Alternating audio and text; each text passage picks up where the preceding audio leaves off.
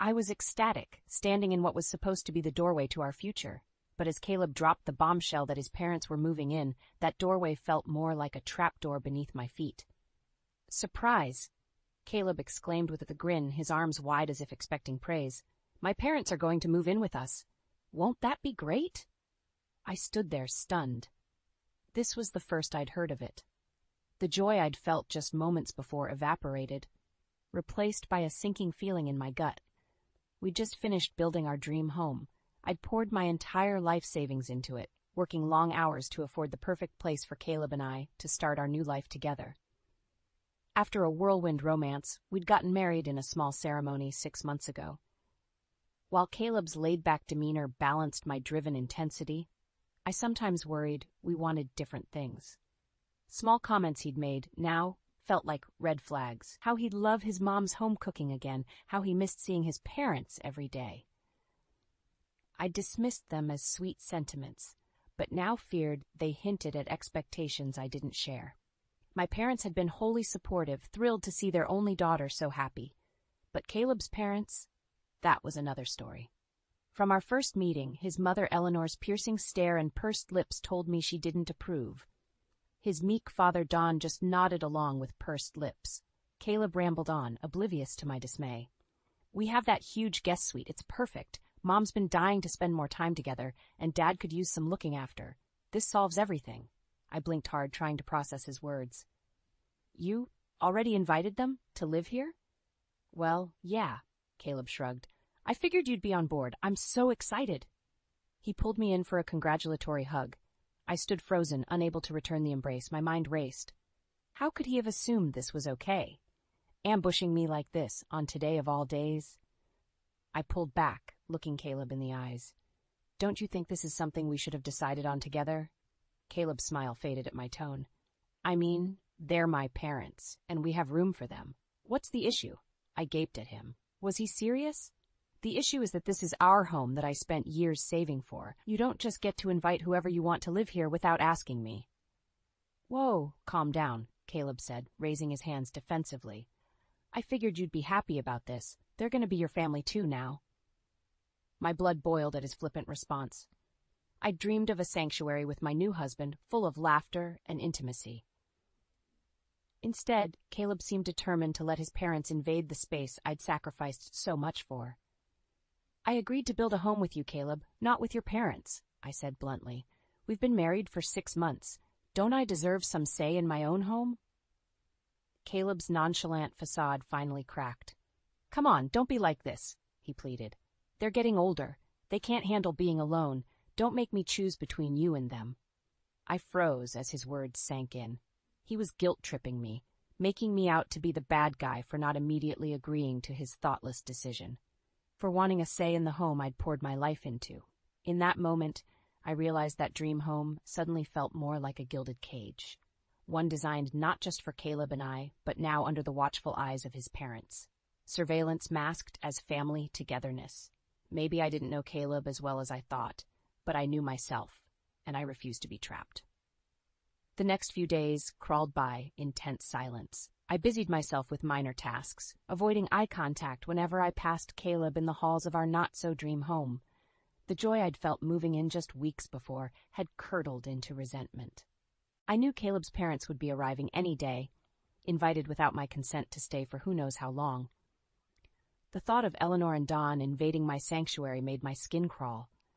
But Caleb refused to discuss it further, shutting down any attempt I made to set boundaries. "Can we talk about this?" I asked as we washed dishes together one night. "I'm not comfortable with your parents staying indefinitely. Maybe we could compromise on a trial period first?" Caleb sighed, not meeting my eyes. "You're totally overreacting," he mumbled. "Just give them a chance. They're excited to help us get settled." I nearly shattered the plate I was scrubbing. Help us? More like control and criticize us if Eleanor had anything to do with it. Before I could respond, the doorbell rang. Caleb's face lit up. "They're here." He dried his hands and rushed to let them in. I followed slowly, heart sinking. There went my sanctuary. I heard Eleanor's shrill voice from the foyer. "Oh, what a unique little house this is. So modern. I could never live somewhere so cold and boxy, could you, Dawn?" Don just grunted in reply. My hands clenched. I designed every inch of this home after years of effort and research. I'd chosen the clean lines and contemporary style specifically. This was my dream, not theirs. Caleb and his parents came around the corner then. Eleanor frowned at my yoga pants and t-shirt. "Well, don't you look comfortable?" she said with a thin smile. Caleb shot me a warning look. I forced a pleasant tone. "Welcome. We're still unpacking, so please excuse the mess." "Oh, think nothing of it," Eleanor waved dismissively. "We're family now, after all. No need for formalities." I highly doubted she actually felt that way. I turned to Caleb, avoiding Eleanor's judgmental gaze. "Why don't you show them to the guest suite so they can settle in?" Caleb led them down the hall, Eleanor critiquing the barren, neutral decor along the way. As their voices faded, I slumped against the wall and took a deep breath. This was only day one. Surely I could make it work somehow. Caleb was my husband, and they were his parents. Over the next few days, that optimism crumbled. Eleanor criticized everything, from my avant-garde interior design to my immodest lounge clothes to my exotic cooking. Don trailed after her, not saying much, but occasionally chiming in with his own disparaging remark. They commandeered the kitchen, taking over meal times. They helped themselves to anything in the fridge. They left messes without cleaning up. The structured routine Caleb and I had started establishing was utterly disrupted. My attempts to discuss boundaries only led to arguments. Caleb accused me of shirking my wifely duties of keeping his parents happy. He dismissed my feelings, saying I just needed time to warm up to them. The final straw came late one night when I overheard hushed voices in the kitchen. I crept closer, realizing it was Caleb and his parents. "You need to get her under control," Eleanor said sharply. "She has no respect for family." Caleb sighed. "I'm trying, Mom. This move was supposed to help her fall in line. She resisted at first, but I think she's coming around." I reeled, mouth falling open in shock. Fall in line? This had been their plan all along, to manipulate me into total compliance through this forced living situation. Rage roared through me. I had to take back control, starting by kicking these toxic leeches out of my home. The next morning, I woke up feeling like a pressure cooker about to blow. After what I'd overheard, any shred of optimism I had about making this work had vanished. I found Caleb in the kitchen and steeled myself. "We need to talk. Now." Caleb frowned, glancing around. "Keep your voice down. My parents are still sleeping." I crossed my arms. "Fine, but we're having this discussion." I led him out to the back deck and took a deep breath. "This isn't working. You need to tell your parents they have to move out." Caleb's eyes widened. "Are you crazy? They just got here. You can't just kick them out." My anger swelled. "This is my house that I paid for, and if I don't want them here, they can't stay." Caleb stepped closer, looming over me. "You're being ridiculous. They're family now, whether you like it or not." I refused to be intimidated. They have treated me horribly since the moment they arrived, criticizing my home, my clothes, my cooking. "Nothing is good enough for your Royal Highness Eleanor," I snapped. Caleb scowled. "You're exaggerating. They're just trying to help you be a better wife and homemaker. I thought you'd appreciate the advice." I gaped at him. "Help me? They've destroyed our home dynamic and undermined me at every turn." Before Caleb could argue further, we heard the back door slide open. Speak of the devil, it was Eleanor. "There you are," she said to Caleb, ignoring me completely. "Your father needs help programming the TV remote. This modern technology is so needlessly complicated." Caleb shot me a warning look. "I'll be right there, Mom." Eleanor nodded, then wrinkled her nose at me. "Oh, Jenna, dear, you look so unkempt this morning. Didn't you have time to put yourself together?" I was still in pajamas with messy hair at 11 a.m. on a Saturday. Not that I owed her any explanation about my choices in my own home. I forced a smile. "Just focused on some other priorities first. Please excuse my appearance." She shook her head. "A wife should always present herself properly. Don't you agree, Caleb?" "Of course, Mom," Caleb replied. My fists clenched. I wanted to scream. After Caleb left with her, I took some deep breaths. Then I heard noises from down the hall. They were rifling through my office. I rushed over to find Eleanor sitting at my desk, Don digging through my filing cabinet. "What are you doing?" I demanded. They looked up, startled. "Oh, we were just looking for the takeout menus so we could order lunch," Eleanor said casually. I strode over and slammed the filing cabinet shut, barely missing Don's fingers. "Get out!" My voice was ice. Eleanor's eyes narrowed. "Now, that's no way to speak to your in-laws. We were simply—" "I said, get out!" I shouted. "This is my office, my private space. You have no right to go through my things without permission." They scurried out, grumbling under their breaths about my shrill tone and disrespect. As they left, I caught a glimpse of a paper on my desk, my bank statement. Boiling rage flooded me. They had been snooping through my financial records. These toxic, manipulative leeches had to go. Today. I had tried reason, compromise, patience. None of it mattered. They believed I was an obstacle in their plan to control Caleb and get their claws further into my life. Well, they had no idea who they were dealing with. I was done being nice. I would do whatever it took to cut them out of my home and my marriage for good. After the office invasion, I'd had enough. The time had come for drastic measures. I was kicking them out. I found Caleb in the living room and asked to speak privately. He reluctantly followed me to the bedroom. "Your parents need to leave. Today," I said bluntly. Caleb's eyebrows shot up. "You're insane if you think I'm kicking my parents to the curb just because you can't get along with them," Caleb spat. I held firm.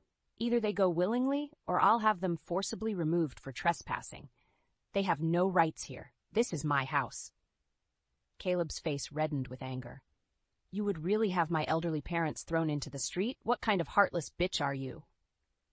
His cruel words stung, but I didn't let it show. They're manipulative liars. All they've done is undermine and control me since they got here. I overheard you all conspiring to get me in line. I'm done being a pawn in your twisted family game. Panic flashed across Caleb's face. Clearly, he hadn't expected me to uncover their scheme. "You're imagining things," he scoffed. "They just want what's best for us." I rolled my eyes. "The only thing your parents care about is controlling you and isolating you from me. If you can't see that, you're more delusional than I thought." Caleb's lips curled in a sneer. "Careful, Jenna. Keep running your mouth and you'll force my hand." I stood tall. "Go ahead and play your hand, because unless they leave today, mine will be an eviction notice." His eyes bored into me, jaw clenched. For a moment, I thought he might get violent, but instead he took a breath and lowered his voice. "Okay, let's say they did leave. Then what?" His tone turned mocking. "You get your perfect little sanctuary back? Your precious home unsullied by my family?" I didn't respond, waiting for him to get to the point. "Here are your options." Caleb stepped closer. 1, you accept my parents living here gracefully. 2, I divorce you and take half. We sell this place and you start over. I reeled as his ultimatum sunk in. He would actually threaten to destroy our marriage, just to keep his toxic parents around. Any love I'd once felt for him dried up in that moment. "Fine," I said icily. "I'll have the divorce papers ready by tomorrow morning." Shock spread across Caleb's face. Clearly, he hadn't expected me to call his bluff. Too bad for him. I refused to be manipulated any longer, not even by my spineless excuse for a husband. I grabbed my purse and strode to the door. Caleb scrambled after me. "Where are you going?" he demanded. "To contact my lawyer." I slammed the door behind me, blocking out his sputtering protests. As I pulled out of the driveway, an immense feeling of relief washed over me. I was getting my life back. Over the next few hours, I talked to my lawyer and realtor. My name was the only one on both the mortgage and deed. I had full legal claim to the house. Financial accounts were separate, with no communal assets. Caleb had no leverage. His tantrums and threats were empty. The only tie binding us was a flimsy marriage certificate, and that would soon be shredded. I returned that evening with steely calm. Caleb's parents had conveniently made themselves scarce. Caleb appeared, contrite. "Look, can't we talk about this?" he pleaded. "I overreacted earlier. Don't do anything drastic." I held up the manila envelope from my lawyer. "The only talking now will be between our attorneys. Right, I'm filing for divorce first thing tomorrow." Caleb's face fell. For a moment I almost pitied him. He'd gambled on my compliance and lost everything. But I refused to be swayed by sentimentality. Not when my home, independence, and self-worth were at stake. He reached for me, desperation in his eyes. "Jenna, please." I stepped out of reach. "They'll need to be gone before the sheriff arrives to escort them out. I'll be staying in a hotel until then." Without another glance, I walked out. The dream home Caleb had lured me into was now just a crime scene. It was time to start fresh, without my failed marriage and without the in-laws from hell. The next few days passed in a blur. I split my time between my lawyer's office and the hotel, ironing out divorce details and avoiding the toxicity at home. My phone blew up constantly with calls and texts from Caleb, ranging from desperate pleading to vicious insults. His attempts to manipulate me back under his control only steeled my resolve further. I returned to the house once to check their moving progress. As expected, Caleb's parents were still clinging on. "You can't just throw us out with no place to go," Eleanor shrieked as I did a walkthrough. "I gave you fair warning," I said calmly. "You had plenty of time to make arrangements." Don scowled from the couch. "We sold our house to move here with our son, as he promised we could. Now where will we go?" I shrugged. "That's not my concern anymore. Staying here was never part of the deal." I left them ranting and went to find Caleb packing up the bedroom. His eyes were bloodshot, hair disheveled. The cocky arrogance he'd once radiated was gone. "Jenna, be reasonable," he pleaded. "We can work this out. Just tell me what you want." I paused, looking him over. The man I'd fallen for seemed like a stranger now. "What I want is for this toxic situation to end. My lawyer will be in touch." I started to leave when Caleb suddenly grabbed my wrist, hard enough to bruise. For the first time, I felt afraid. "Don't do this, Jenna," he hissed through clenched teeth. "You have no idea what you're starting here." Adrenaline coursed through me. I wrenched my arm from his grip. "Threaten me again, and you'll only make things worse for yourself," I said coldly. Then I walked away without looking back. Soon enough, moving day arrived. With police on standby, the hostile holdouts were finally extracted from my home. Caleb glared daggers at me as they drove away in defeat. I stood on the front steps, surveying the mess they'd left behind. Caleb had clearly trashed the place in spite and anger, but the feeling of peace and freedom was worth any amount of cleanup. As I began tidying up, my phone rang with an unfamiliar local number. I answered hesitantly, wondering if it was another bullying tirade from Caleb, but instead a cheerful female voice responded. "Hi, is this Jenna? Caleb's wife?" I bristled at being identified that way now. "Soon-to-be ex-wife, yes." "Oh." She sounded surprised but not unkind. "I'm so sorry, I hadn't heard. I'm Lucy, chair of the Neighborhood Homeowners Association Board. We wanted to check in on the situation." As she explained further, I realized word had spread about my in-law infestation, and the community was on my side. Lucy said neighbors had observed their rude, entitled behavior around town. Everyone was appalled when they learned of their unwanted presence in my home and the abusive way Caleb had enabled them. "You're so brave for standing up to them." Lucy said supportively, "Please let us know if you need anything. We want you to feel safe and welcome here." I was touched by the unexpected compassion from relative strangers. After feeling isolated and trapped for so long, knowing others saw the injustice of what I'd endured was validating beyond measure. Over the next few days, the neighborhood outrage became even clearer. I noticed people glaring when Caleb came to pick up more of his things. Friends he'd introduced me to stopped returning his calls. No one offered him sympathy or support. At first he seemed oblivious, ranting to me about their disloyalty. But soon enough, the shunning seemed to wear him down. I caught him sitting in his car down the street one day, head in hands.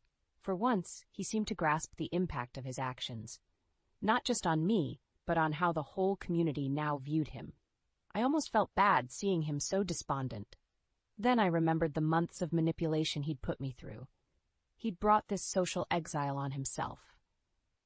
As I reclaimed my home and independence, Caleb was losing everything he'd tried to build here, all because he'd gambled on my obedience to his family's cruelty. He was about to learn a hard lesson about karma's payback. After finally reclaiming my home, I settled back into a comfortable routine. The constant tension, headaches, and knots in my shoulders dissipated.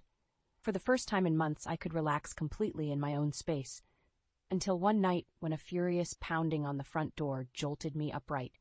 I crept to the window and peered out cautiously. My heart dropped. It was Caleb, with his irate parents in tow. "Open up, Jenna," Caleb yelled, still pounding. "You can't lock us out of our own home." I steeled my nerves and opened the door a crack. "I told you, this is my home now. You have no right to be here." Caleb tried pushing his way in, but I held firm. Eleanor clicked her tongue disapprovingly over my shoulder. "Don't be petty, Jenna," she scolded. "We left some things behind. Let us in to collect them." I shook my head. "I'll have them delivered to you. Now please leave before I call the police." Caleb snarled, shoving hard against the door. I couldn't hold him back. They streamed in as I stumbled back. "You can't keep me from my own house," Caleb shouted, getting in my face. "We had an agreement, remember? My parents live here or no marriage." Heart pounding, I stood up straighter. I refused to cower in my own domain. "The agreement is void now that we're getting divorced," I said firmly. "And I have full legal rights to this property.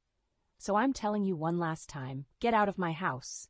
Eleanor waved a dismissive hand. "You young people and your melodrama. You'll come to your senses eventually. Now step aside and let us by."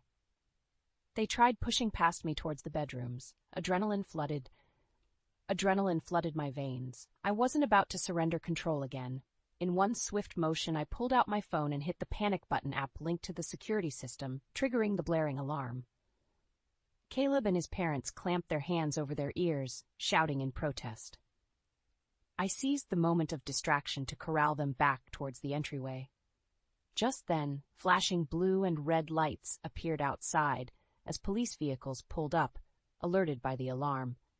The commotion must have also drawn the neighbors' attention, as heads started poking out of windows and doors down the street. 2 officers approached with stern expressions. "We received a panic alert from this residence. Is there a problem here?" Caleb tried to respond, but I stepped forward first. "Yes, officers, I need your help. My soon-to-be ex-husband and in-laws are trespassing after I've asked them multiple times to leave." I showed them the divorce paperwork and restraining order application. The officers nodded in understanding. "You 3 need to come with us," they said to my stunned intruders. Caleb protested loudly about it being his house, too, as they escorted the defiant trio out. Before the door closed, Eleanor shot me a chilling stare. "You'll regret this," she hissed. I stood in the doorway, heart pounding with adrenaline, but I held her gaze steadily. I wasn't about to show fear or weakness now, not after everything I'd overcome. This was my home, my sanctuary, and I would defend it against anyone seeking to control or destroy it. Or me. As the police cars pulled away, I turned to see my neighbors congregating, offering smiles and thumbs up. Lucy even raised her glass in a mock toast before heading back inside. For the second time, I'd faced down my tormentors. But this victory was even sweeter, knowing my neighbors had my back. I shut the front door, leaving the chaos outside. The police could handle Caleb and his parents now. I'd take back command of my inner peace. After all, karma had my side. And her payback wasn't finished yet.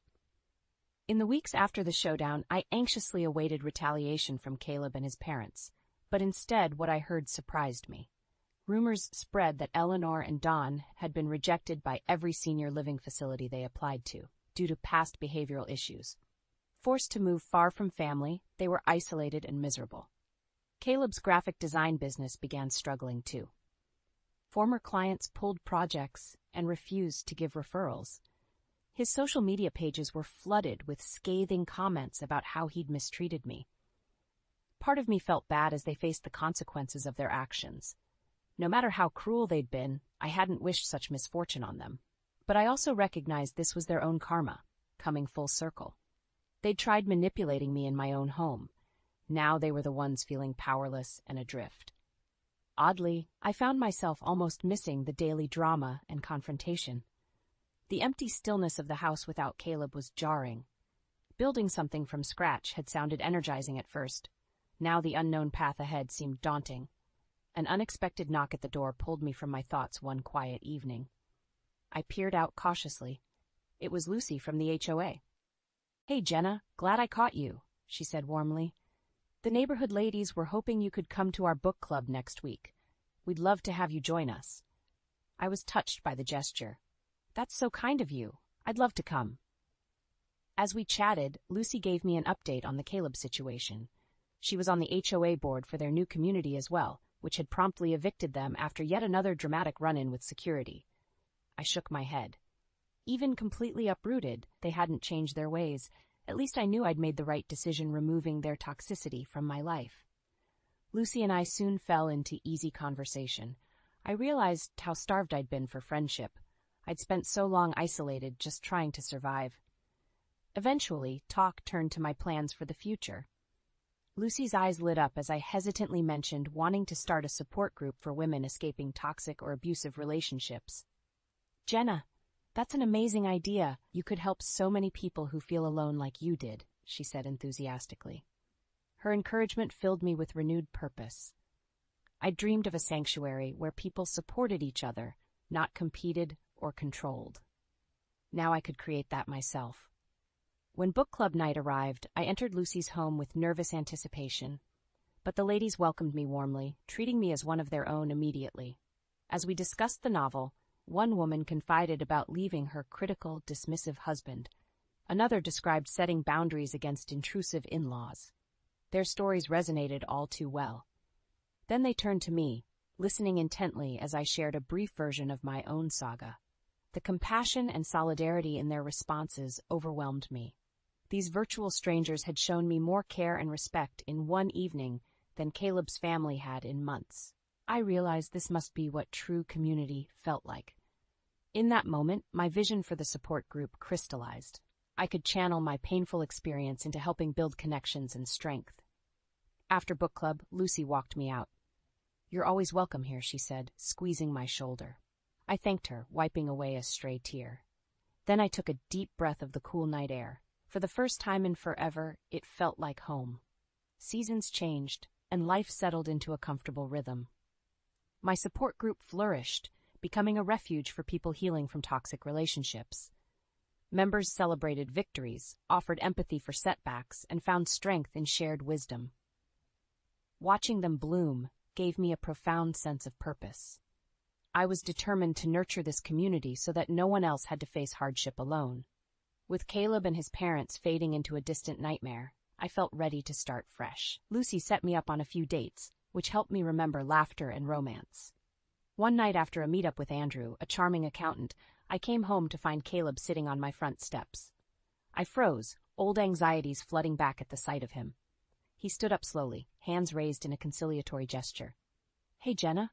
I just wanted to talk, clear the air." Every instinct told me to turn him away, but he looked so haggard and defeated. I decided to at least hear him out. I crossed my arms. "Say what you came here to say." Caleb shuffled his feet, avoiding eye contact. "I messed up. I know that now. I was selfish and blind, and you have every right to hate me." His raw honesty surprised me. The old Caleb never would have admitted fault. "I let my parents manipulate me, and I tried doing the same to you." His voice broke. "You didn't deserve that. I'm so sorry." Part of me softened, seeing this remorseful, humbled man in place of the hostile stranger from before, but I couldn't erase the damage done. "You put me through hell," I said bluntly. "Your parents treated me horribly, and you enabled them. An apology doesn't change that." Caleb nodded, looking resigned. "You're absolutely right. I don't expect your forgiveness. I just hope someday you can find peace." He turned to leave. I thought of Andrew's warmth and support, the possibility of a partnership based on trust. A clean slate waited for me, but closure was needed first. "Caleb, wait," I called after him. He looked back, wary but hopeful. I chose my words carefully. "I appreciate you taking accountability, and I wish you well, but our paths diverged long ago." Caleb managed a sad smile. "I understand. For what it's worth, I'll always regret how things ended with us. Thank you for hearing me out." As I watched him drive away, an astonishing sense of calm washed over me. That painful chapter had finally closed. Later at book club, I told the ladies about Caleb's apology. They congratulated me on finding closure while still upholding my boundaries. "You're free of that mess for good now," Lucy said, raising her wine glass. The others cheered in agreement. Their solidarity never failed to lift me up. I realized then that the home I'd tried creating with Caleb had been an illusion. My true home was here, among these people who embraced me fully. Over time, Caleb faded to a distant memory. Meanwhile, Andrew and I grew closer, bonding over long talks, easy affection, and my awful attempts at cooking. One night, as we cuddled watching TV, Andrew gestured around my cozy living room. "You've made such a beautiful home," he said. I squeezed his hand, smiling contentedly. This house represented my resilience and independence, but it was the community I'd built that made it feel complete. Our home, I whispered.